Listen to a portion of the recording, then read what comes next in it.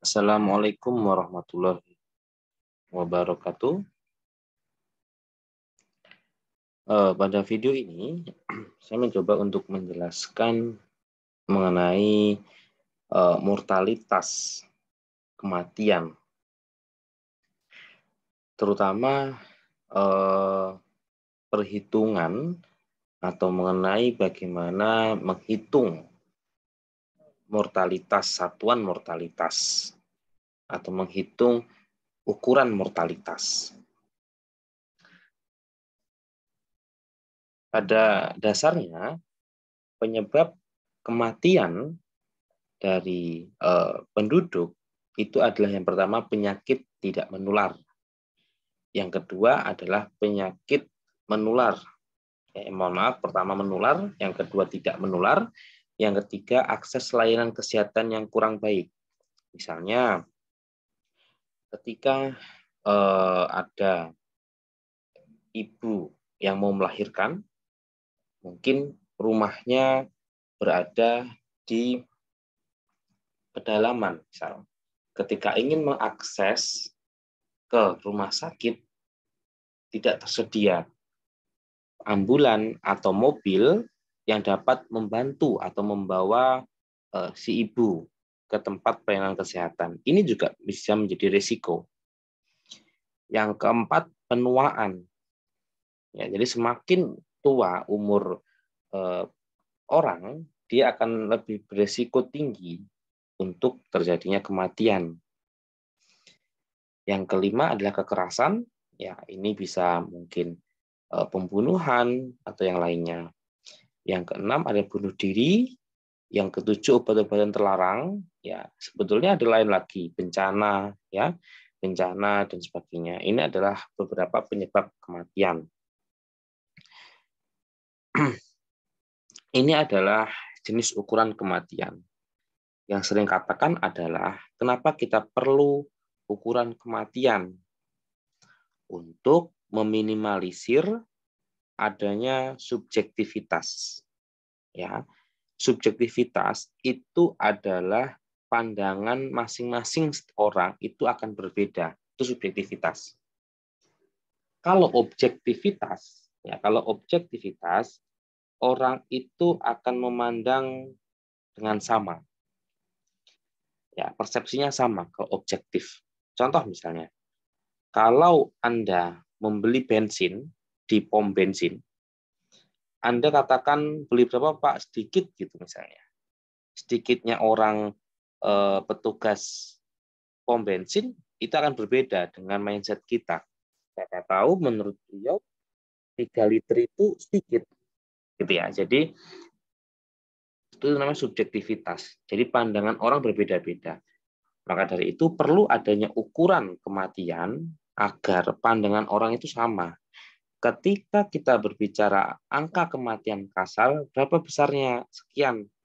Ya, misalnya 5/1000 penduduk misalnya. Ya jelas 5 orang gitu per 1000 penduduk. Jadi tidak ada kata-kata oh sedikit atau mungkin oh yang penting banyak, itu tidak ada. Ya, jadi ini adalah ukuran kematian. Yang pertama ada angka kematian kasar, ya ini biasanya kita sebut crude death rate.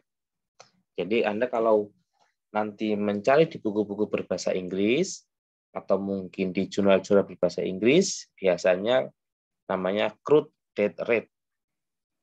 Yang kedua adalah angka kematian menurut umur atau age specific death rate. Ya.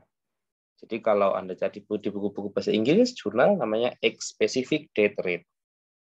Yang ketiga adalah angka kematian bayi atau infant mortality.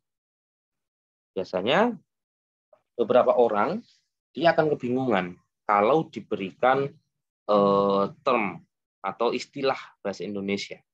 Mereka biasanya familiar dengan istilah berbahasa Inggris, gitu ya. Yang keempat adalah angka kematian anak di bawah 5 tahun. Ini biasanya under 5 mortality rate, ya, U5MR misalnya, U5ML. MR. Baik. Yang pertama adalah angka kematian kasar atau crude death rate. Angka kematian kasar atau crude death rate ini adalah angka kematian total penduduk. Ya, total penduduk. Cara mengukur atau menghitung angka kematian kasar adalah jumlah kematian dibagi jumlah penduduk pertengahan tahun. Jumlah penduduk pertengahan tahun itu cara mengukurnya atau cara mendapatkannya adalah jumlah penduduk di awal tahun, katakanlah 1 Januari 2022 ditambah jumlah penduduk di akhir tahun, katakanlah 31 Desember 2022 ditambah dibagi 2. Ini adalah jumlah penduduk pertengahan tahun. Jadi nanti kalau kalian ketika bekerja, ketika ditanya, apakah jumlah penduduk pertengahan tahun itu adalah jumlah penduduk di bulan Juli? Jawabannya bukan. Ya, jadi bukan jumlah bulan di Juli bukan, tapi pertengahan tahun itu jumlah awal tambah jumlah akhir populasi bagi 2. Beberapa literatur juga mengatakan bahwa ini jumlah penduduk ini adalah jumlah penduduk total, itu juga ada. Atau ada juga person year life, ya, orang waktu. Itu boleh, itu sah saja digunakan. Jadi ada tiga jenis, ya, 3 jenis, terutama yang di bagian denominator. Jadi kalau saya katakan yang bagian atas ini adalah nominator, yang keempat denominator. Dikali 1000. Ya, 1000 ini adalah konstanta. Konstanta ini nanti dia menjelaskan satuan. Kita beri contoh. Ya, kita coba berhitung di Excel. Ingat, coba ya. Jumlah kematian, ya ini katakanlah total ya. Terus penduduk awal tahun, terus penduduk akhir tahun, ya. Ini kita untuk menghitung penduduk di pertengahan tahun. Oke, nah sekarang ini penduduk tengah tahun. Jadi untuk menghitungnya adalah seperti ini. Katakanlah ini penduduk awal tahun itu 5 juta misalnya. Ketika akhir tahun ditambah ketika ada kelahiran dan sebagainya, katakanlah menjadi 6.200.000. Berarti bagaimana untuk tengah tahun? Sama dengan ditambah ini ditambah tahun. Nah, ini adalah penduduk tengah tahun. Jumlah kematian katakanlah 5.000. Caranya adalah kalau seperti ini ya, kita hitung crude death rate, angka kematian kasar, sama dengan jumlah kematian dibagi jumlah pertengahan tahun. Harus dikurung dulu ya, dikurung. Oke, dikalikan 100. Ya, nah kita lihat di sini. Sebentar, coba kalau kematiannya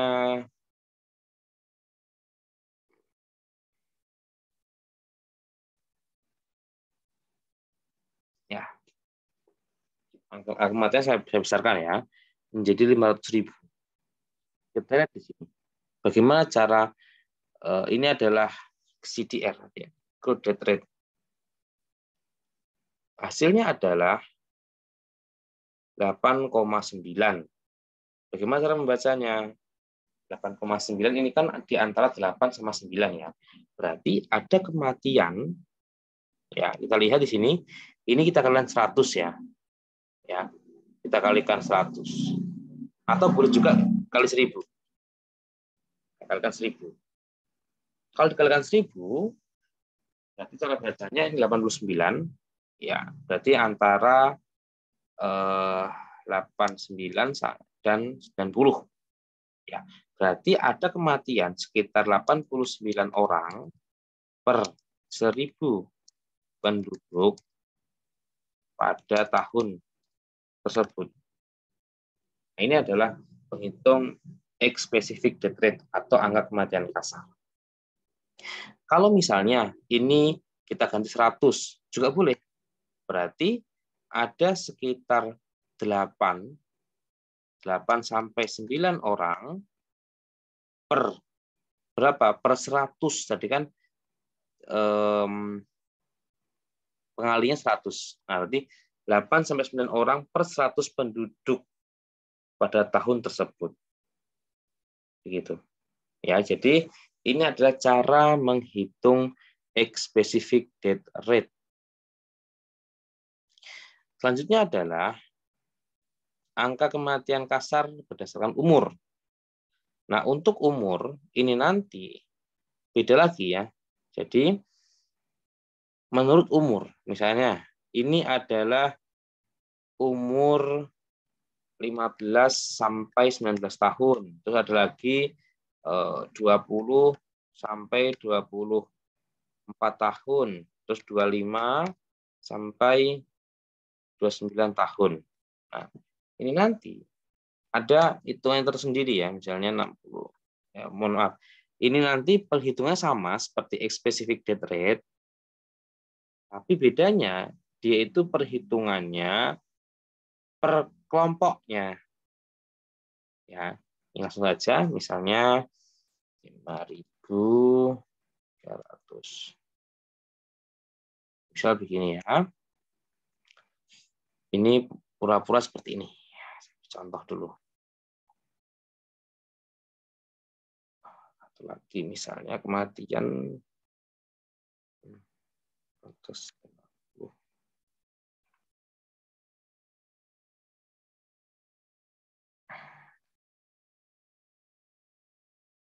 Oke, ini untuk yang penduduk tengah tahun langsung saya tulis ya. Kita beri contoh langsung cara menghitungnya. Jadi X-specific death rate itu menghitungnya begini. Sama seperti tadi, tapi pembaginya adalah samping. Ya, berarti seperti ini. Jumlah kematian dibagi tengah tahun dikalikan 1000 saja. Ini ya. Nah, ini tinggal kita tarik. Nah, kita lihat sekarang.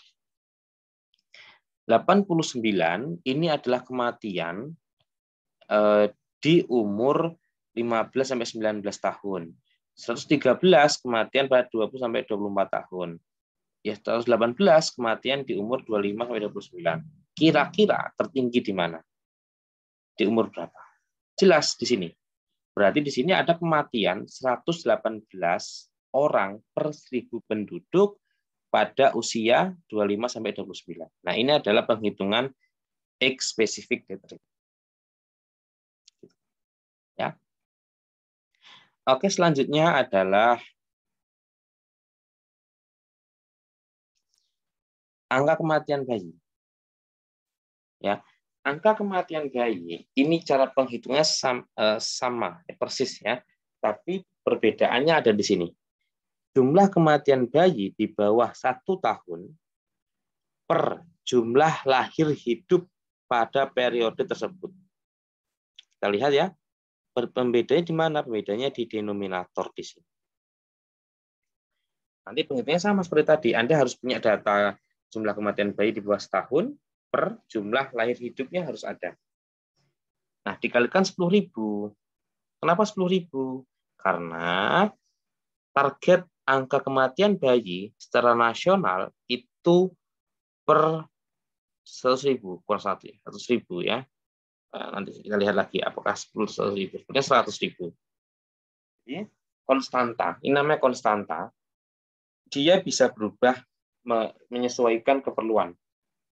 Kalau hasilnya 0,8 misalnya, ini kan susah untuk dibaca. Dinaikkan lagi konstantanya. 100 menjadi 1000. Gitu ya, itulah konstanta. Oke. Terus selanjutnya adalah angka kematian anak di bawah 5 tahun. Berarti jumlah kematian ini untuk denominator juga berbeda. Jumlah kematian bayi 1-4 tahun per jumlah lahir hidup pada periode tersebut. Nah, ini adalah angka kematian anak di bawah 5 tahun. Yang terakhir adalah angka kematian ibu, yaitu jumlah kematian ibu pada saat kehamilan atau kelahiran per jumlah lahir hidup pada periode tertentu. Berarti Anda harus punya data ini sebelum Anda menghitung. Oke. Baik, mungkin sekian untuk materi pada video ini. Semoga bermanfaat dan semoga Anda dapat gambaran ya dari penghitungan Excel yang telah saya lakukan tadi. Sekian, terima kasih. Assalamualaikum warahmatullahi wabarakatuh.